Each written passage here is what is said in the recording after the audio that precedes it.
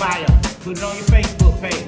Send it to your mama. Text it to somebody. But y'all make sure y'all follow this page. Retro Philosophy.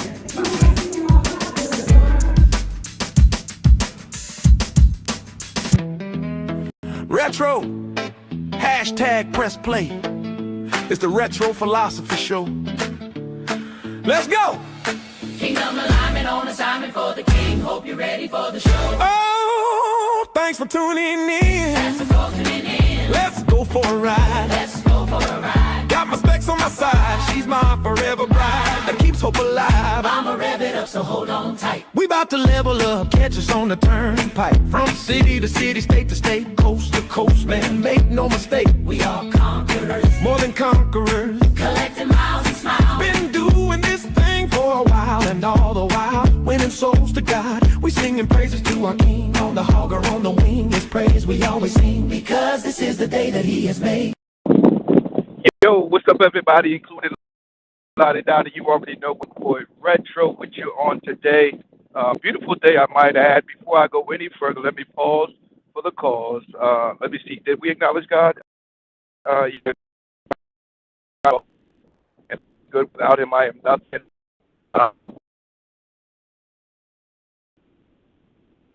Sees action that He shows you every day. I want to take a moment to happy Mother's Day to all the beautiful mothers. My mom, my wife, my sister, my mother-in-law, my daughter-in-law, all you beautiful mothers. I just want to say happy Mother's Day. None of us would be here without a mother, right? And so I'm grateful for everything that my mom has done for me, the sacrifices she has made down through the years, especially, as I was a kid. And my mom taught me a lot, and I learned a lot from my mother. And I don't think she'll ever know how much I do appreciate her for what she's done. And then my wife, she's such a beautiful person inside and out, such a strong mother, strong wife as well. But true story, fun fact, real talk, no cap. When I first laid eyes, about the second time I laid eyes on my wife. Anyway, I knew out the gate, off the rip, I knew that she would be a great mother. And I never did hesitate about the choice that I made. And so she's a great mother. So happy Mother's Day, baby. It's Sunday, and I'm on my way to church. How about you? On my way to church. And hopefully you're making a choice to do the same thing. It's a beautiful day here in the Carolinas. It's currently 65 degrees. It certainly feels warmer than that. It feels more like 75. I do know that we're going to be looking at the mid-80s today. And guess what, guys? I haven't touched my bike as far as riding it. Man, I don't know how long. It's been a minute. And but we chose to ride it today. My wife is picking up a couple people from church. And a lot of times on my way to church, I just like to have me time. I don't know where I like that, but anyway, riding my bike to church is a choice sometimes. And I'm grateful to be able to have such a choice. What's up to all those who are tuning in and pressing play? Thank you very much. Hopefully the audio is good enough.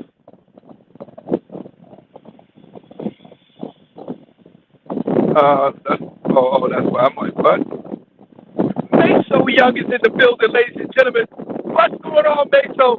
Man, if I had the time, brother, I'd be on my way to Ohio to come hang out with you, man. I'll be in the tell you, bro. All is well with you and the family, though, man. And we will see you soon. I think we can make that happen. Soon enough, my Meso, soon enough. We're going to get together, break bread again, and enjoy each other's company and fellowship. I've been parking my bike underneath my carport, and somebody's been messing with my mirrors. They're going by the bike and on their way to the house, bumping into it, no doubt. And so now my mirrors are all out of whack, so much so that I'm going to have to tighten them up and everything. But anyway, I to everybody, including Lottie Dottie. Uh, I ain't got nothing to say today. I just hop on and say hello as I make my way down to Upper Praise Ministries for our Sunday morning worship service. We take our praise to another level and our worship to a new dimension. And I do believe there's a word from the Lord on today. I'm not very much of a thematic preacher. You know, what I mean by that is I don't necessarily have themes. A lot of preachers, and no offense and no pun intended, but, a lot of guys, and gals, they will, have a specific message for Mother's Day, a Christmas message, a Easter message, and, so on and so forth. They have a message to kind of, go with the season or the holiday or the occasion. And I'm not saying that I don't. I have done that from time to time, and I'm not against it. But my marriage is all wax. My main concern is preaching and saying what the Lord would have me to say, and you have to be careful because sometimes what the Lord wants you to say is not necessarily in line with a particular theme or season, for that matter, as it relates to the calendar. And so I just think that we have to be very conscious of that and say what the Lord will have you to say. And that is not restricted to just preaching, but I think that's applicable to life in general. If you're one of those people that get along to go along or go along to get along, you better be careful. You better be careful because you might please the people and displease God. And I know I sound like I'm a broken record because I've been saying this same thing for a while now. It seems like every time I go live, I get on this topic. But listen to me, folks. You got to dare to be you. And if you don't know who you are, then you better get to know who you are. Yeah. And sometimes you'll never get to know who you are until you learn to detach from certain people and certain things. The late Reverend Oliver Wilder was a great man in his own right, and he meant a lot to me. He stood with me and stood for me in times and at times when no one else did or would. True story. Elder Wilder didn't play no games with nobody. He shot straight.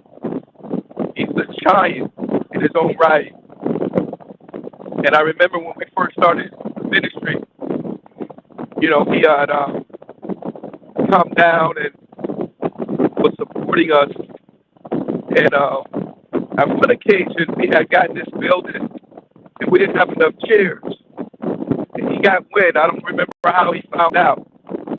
But he told me, he said, hey, come by the church. And he had some practically brand new chairs. He said, take as many as you need. I said, what? He said, take as many as you need and get down there and set up that church.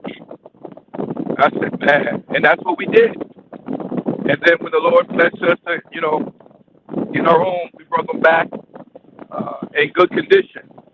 And so, but Elder Wilder, Pastor Wilder, he would come down and he would visit us during the, beginning stages, if you will. And then all of a sudden, you didn't see him no more. Elder Wilder was a really cool dude, man. And he sat down and he was talking with me. He said, look, at some point you got to stand on your own, and so you have to, in order to find yourself, sometimes you got to be isolated. There's a quote. Sometimes we find ourselves in the middle of nowhere, and in the middle of nowhere we find ourselves. And so what Elder Wilder was saying and exemplifying is simply this. I'll be here to support you and let you know I got your back.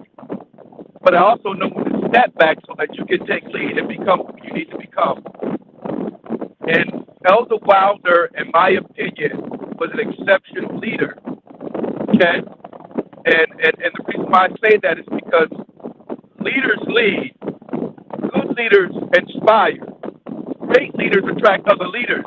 But exceptional leaders know when to step aside. Okay? And there are a lot of men and women that are good leaders and even great leaders, but they'll never become exceptional leaders because they don't know when to step aside. They don't know when to fall back. Okay? They're afraid that someone else will shine brighter than them. And that's impossible. I can never shine brighter than you. Because as long as you be you, you are distinctively unique. Nobody can beat you being you. So anyway, I'll never forget that. You know, and if I didn't know any better, I would think, oh, he's stepping off, he's stepping back, and no.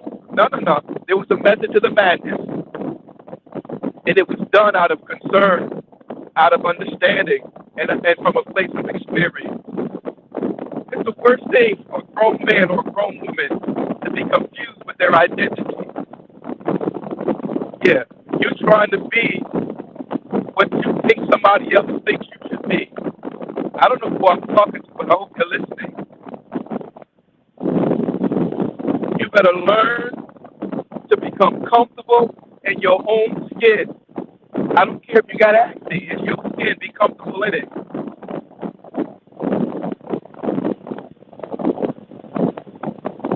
So many people are trying to imitate something that they'll never be able to fully be. Man, look here. Anyway, there's a word from the Lord on today. And I do believe we will be going live. Shout out to the media team of A Praise Ministries. Boy, I tell you, we've come a long way, man. We've come a long way. They are doing an excellent job, the young people, of taking over the whole media production and everything. And I am confident that they will continue to excel, and I will continue to step aside and allow them to do so. Let's talk about that for a minute. You see, sometimes when you're good at something, you have to be careful that you being good at it prevents them from becoming great at it. Y'all ain't hear me today. Y'all ain't hear me. Just because you're good at something doesn't give you a right to interfere with them becoming great at what you're good at. And so you've got to learn to step aside. You've got to learn to allow them to make mistakes and learn from it. Not only learn from it, but recover from it. Some of the most important lessons I've learned in life were a result of quote-unquote failure.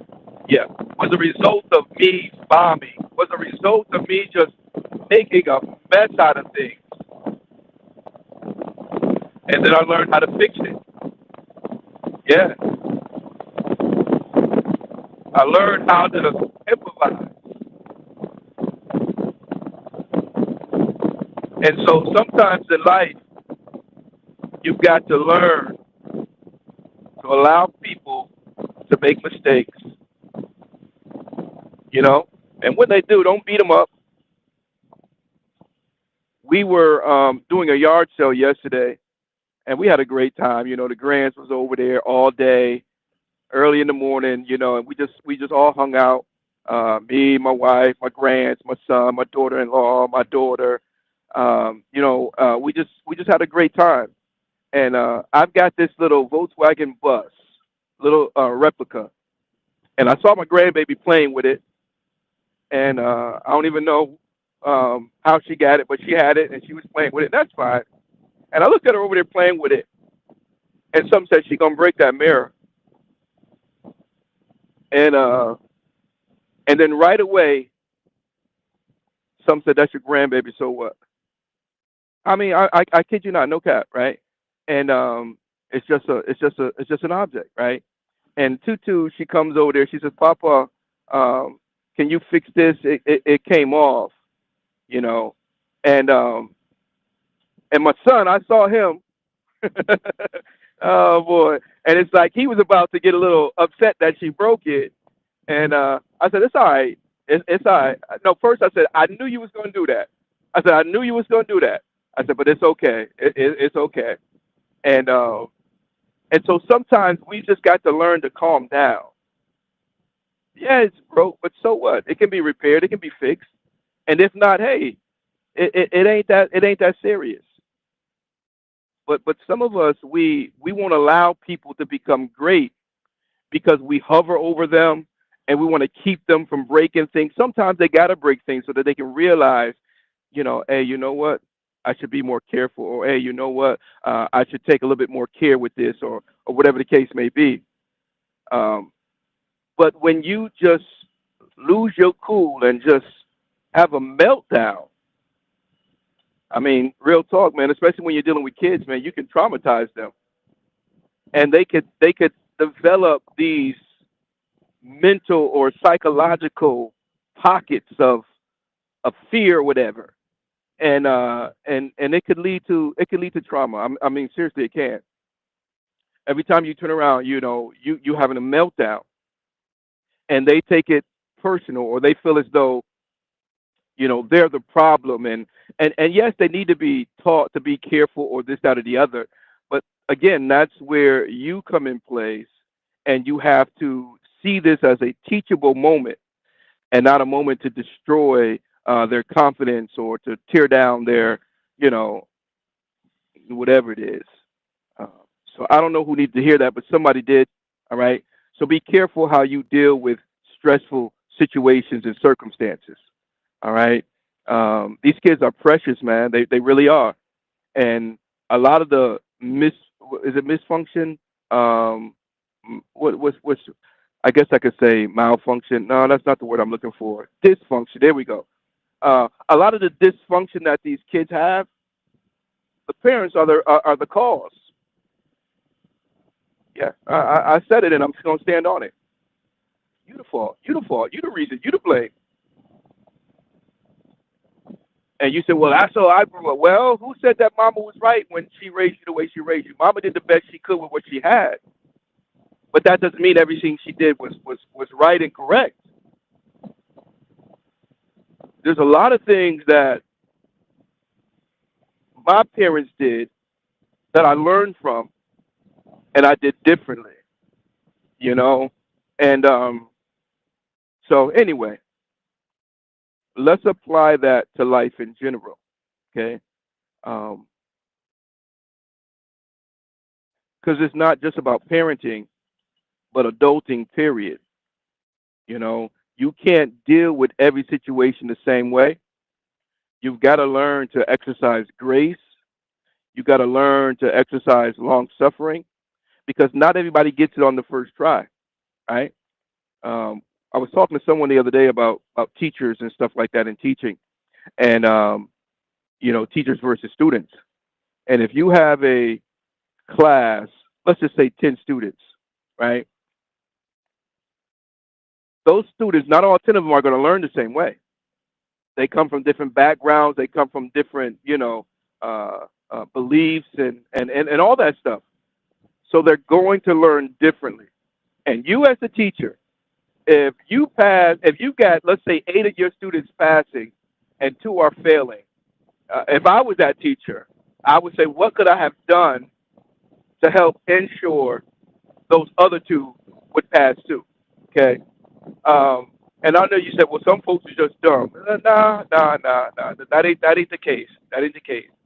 My wife, she teaches, and she teaches special needs kids, and you know, and we were talking the other day, and as she was talking to the student, the way she articulated was, you learn differently.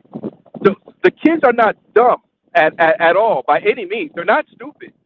They just learn differently. And as a special needs teacher, she takes the task to adjusting so that she can meet them where they are. And when I tell you my wife is good at what she does, man, those students love her because she doesn't make them feel stupid. She doesn't make them feel dumb. She doesn't make them feel less than.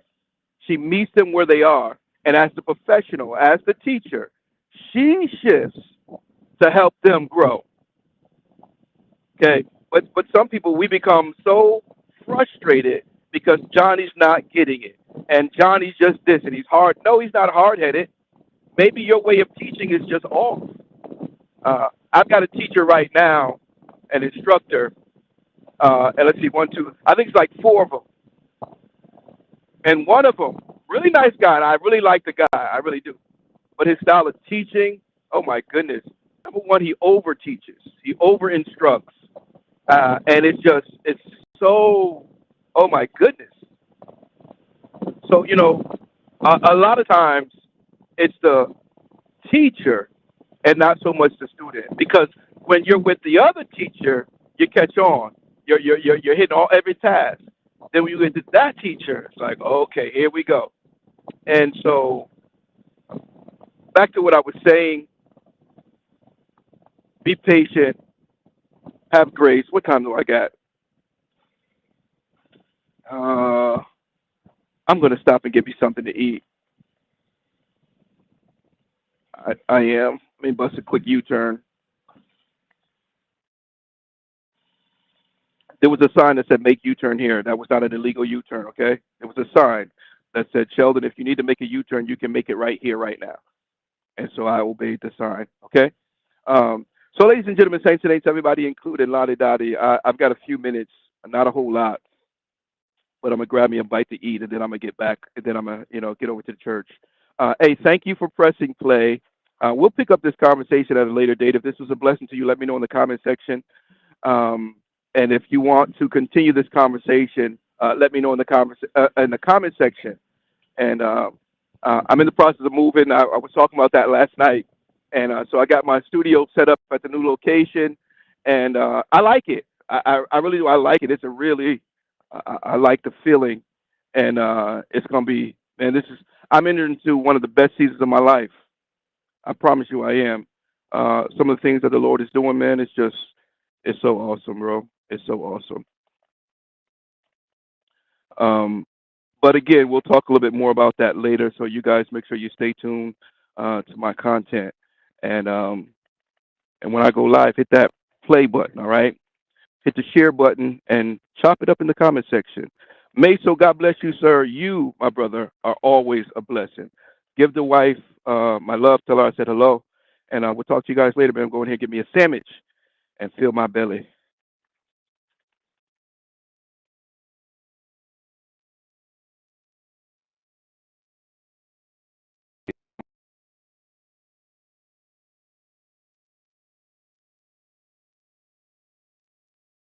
See if I can end this thing.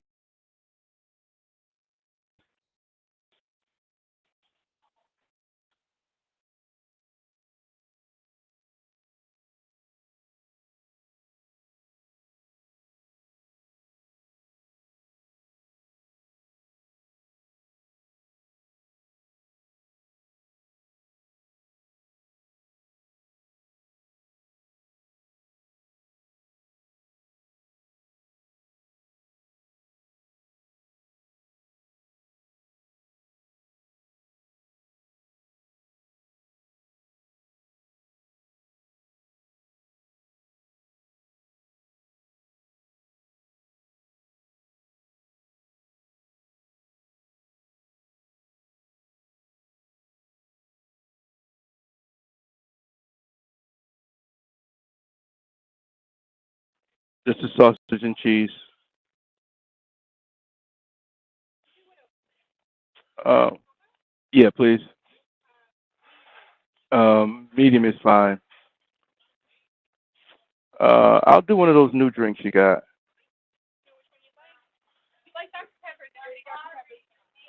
The what?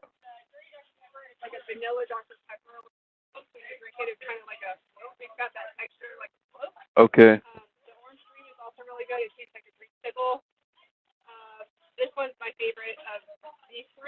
Hmm. I'll do that. I'll do that. The mango. Yeah. Um, I guess I'll do a medium.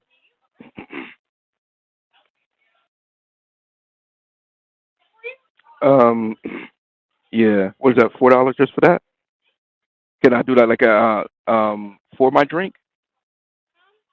Like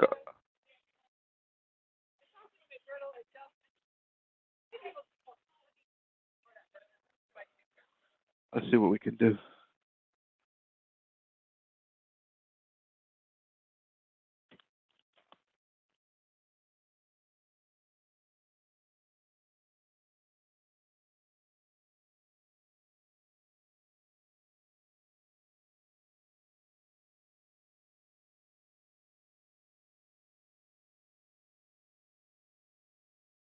Oops.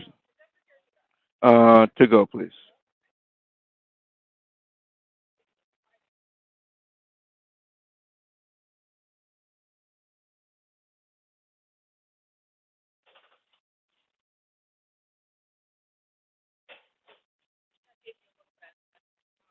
Not a whole lot, huh?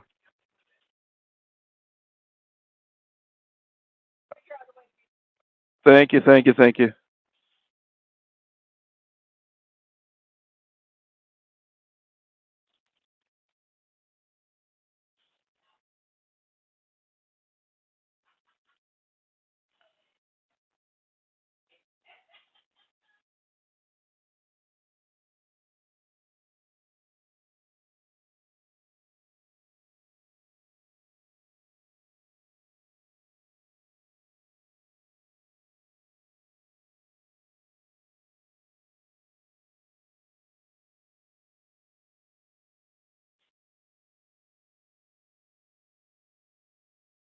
Yeah, can I get some ketchup with that, please?